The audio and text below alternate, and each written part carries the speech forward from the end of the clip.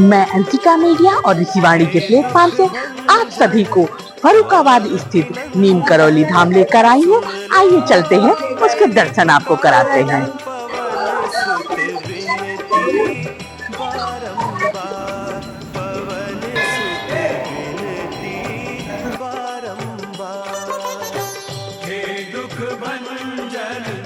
मारुति नंदन सुन लो मेरी पुकार, पवन सुत। यहाँ पर नीम करौली मंदिर के महान त्यागी जी से इस मंदिर के महत्व के बारे में जानते हैं। महाराज जी, ये फर्रुखाबाद वाला जो हमारा नीम करौली बाबा का दरबार है, ये कब और इसकी स्थापना कब और कैसे हुई?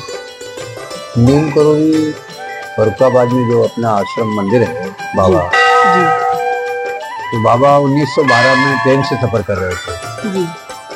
पैसेंजर से सफर कर रहे थे टुंडा से फर्रुखाबाद। उन्होंने फर्स्ट क्लास में टुंडा से बैठ गए फर्स्ट क्लास के अंदर, तो टिकट तो था नहीं उनके पास। अच्छा।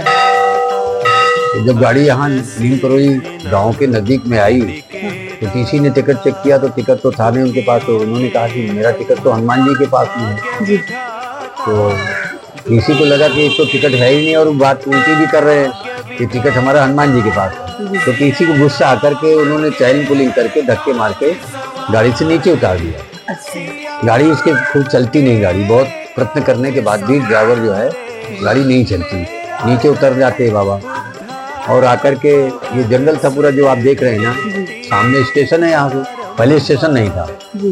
यहाँ ये पीपल का पेड़ जो पीछे हनुमान जी की मूर्ति बनी, यहाँ आकर वो बैठ जाते हैं और यही अखंड जो है साधना में लग जाते हैं। कहते हैं कि हनुमान जी महाराज आपने मुझे धक्के मार के उतारा है, हनुमान जी उनके इष्ट थे। ये गाड़ी चलना नहीं चाहिए। हाँ। वो गाड़ी टस से मस नहीं हुई। अच्छा। मतलब सारा ड्राइवर ने पूरा परेशान हो गए, कोशिश किया लेकिन कुछ नहीं हुआ। फिर उन्होंने अधिकारियों को संपर्क किया, अधिकारी को बताया गया कि भाई ऐसा ऐसा हो गया, गाड़ी चल रही है। तो वहाँ से मैकेनिक और इंजीनियर आते हैं उनके, तो आने जाने में 4-6 घंटा लगता है क्योंकि तभी साधन नहीं होते थे। हाँ, इतने भी थे। उनको पूरा टेक्निकल मुआयना गाड़ी का होता है, इंजन का, उसमें खराबी न होने का कारण बताते हैं वो। इसमें कोई खराबी नहीं इंजन के अंदर, गाड़ी चल नहीं रही, इसका कारण हम नहीं बता पा रहे।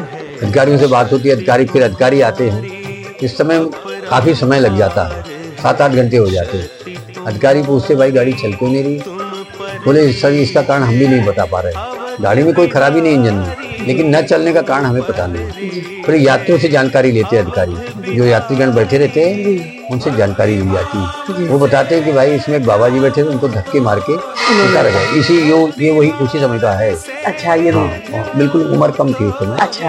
हाँ, तो बताया कि वो बाबा जी को जो धक्के मार के उतारा गया, इसलिए गाड़ी चले लेकिन नहीं, उनसे क्षमा याचना करें, माफ़ी मांगे तो हो सकता है चले।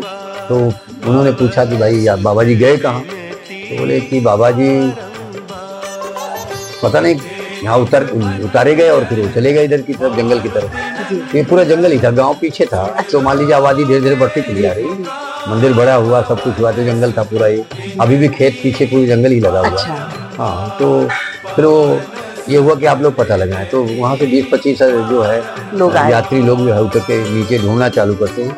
तो देखा कि बाबा जी यहाँ पेड़ के नीचे बैठे हैं, पूरा जंगल था ये। फिर अधिकारियों को बताया जाता है, फिर वो आते हैं अधिकारी, क्षमा याचना करके उनको बाबा से कहते हैं आप चलिए गाड़ी में बैठे, आपकी वजह से देखो यात्री सारे जो है पैसेंजर दिक्कत है। और तो बाबा बोले नहीं, हम आपकी ट्रेन में क्यों बैठेंगे, आपने हमें धक्के मार के उतारा है, हमारी बेइज्जती किया, हमने ये किया। फिर सारे ट्रेन के यात्री उतर आते हैं, नीचे आ जाते हैं और बाबा के सामने खड़े हो जाते हैं।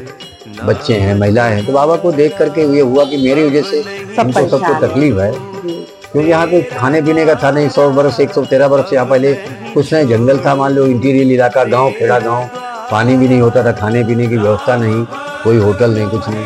तो बाबा ने कहा चलिए सब, उनको फिर से फर्स्ट क्लास में बैठाया जाता है। जैसे ही बाबा फर्स्ट क्लास में बैठाए जाते हैं, ट्रेन वापस तुरंत चालू हो जाती। फिर वो गंगा स्नान करके फर्रुखाबाद से वापस पैसेंजर से फिर आते और यहीं पर वो साधना चालू कर देती है। 1912 से 35 तक उनकी साधना, बड़ी साधना रही। 35 में उन्होंने यज्ञ बड़ा किया।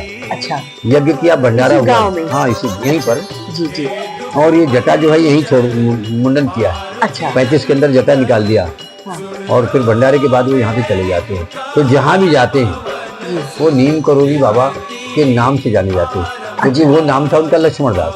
वो नाम तो रेलवे स्टेशन बनता है, तब रेलवे स्टेशन जो नहीं उनके था। माँ बाप ने उनको नाम दिया था वो लक्ष्मण हाँ दास था। लक्ष्मी नहीं, वो माँ बाप का नाम तो लक्ष्मी नारायण है, लेकिन जब वो गुरु ने उनसे दीक्षा लिया जी। तो लक्ष्मण दास बने हुए।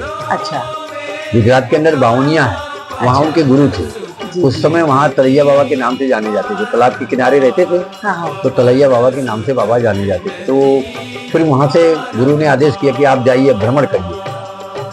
तो वहाँ से ये यहाँ गंगा स्नान करने जा रहे थे। जी जी तो यहाँ जब वो 23 वर्ष यहाँ साधना किया, उस कार्यकाल के अंदर जब 35 में यज्ञ करके भंडारा जब जाने लगे तो वो नाम से इनका बोर्ड लगा। यहाँ रेलवे स्टेशन बनाया गया लक्ष्मण दास पुरी के नाम से, आज भी जाएंगे तो बोर्ड लगा है। अच्छा हाँ वो रेलवे स्टेशन के नाम से बनाया गया। जी जी गाड़ी जब उन्होंने रोक दिया था उसके बाद वो स्टेशन बना, स्टेशन नहीं था। जी और फिर जब यहाँ से जहाँ गए तो बाबा नीम करोली वाले के नाम से जाने गए। किसे की जय। बोलो हनुमान जी महाराज की जय। बोलो पार्वती पत महादेव हर हर महादेव।